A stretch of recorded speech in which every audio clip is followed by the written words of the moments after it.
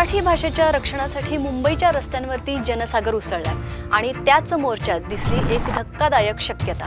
राज ठाकरे आणि उद्धव ठाकरे एकत्र। आता हाच प्रश्न, हा मोर्चा खरंच भाषेसाठी होता का की निवडणुकीच्या रणधुमाळीसाठी पात्र मानलं जातंय? मराठी माध्यमांच्या शाळांमध्ये हिंदी सक्तीला विरोध आहे आणि ही मागणी घेऊन मनसे आणि विविध संघटना रस्त्यावरती उतरल्या। शालेय GR रद्द झाला आणि त्यानंतरच मोर्चा देखील रद्द झाला।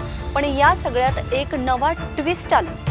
मोर्चाचं वातावरण तापलेलं असतानाच राज ठाकरे यांनी मराठी विजय मेळावा आयोजित केला। उद्धव ठाकरेंच्या मेळाव्यातही भाषेचा मुद्दा ऐरणीवरच राहिला।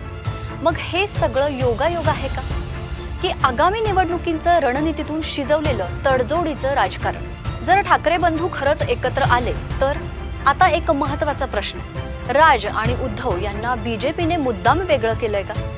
हिंदुत्व, मराठी अस्मिता दोघांकडे भक्कम मतं होती। मग त्यांचं फुटणं कोणाच्या फायद्याचं आहे? सत्ताधारी शिंदे भाजप युतीला मोठा फटका बसू शकतो। मराठी अस्मिता, भोंग्यांचा मुद्दा, हिंदुत्व या सगळ्यांमध्ये राज ठाकरेंची पकड आहे, तर उद्धव ठाकरेंकडे संविधान, लोकशाही आणि शिवसेनेचं मूळ अशी ओळख आहे। पण जर एकत्र आले नाहीत तर दोघांनाही मर्यादित फायदा आहे, मतविभाजन आणि भाजपाला अप्रत्यक्ष फायदा।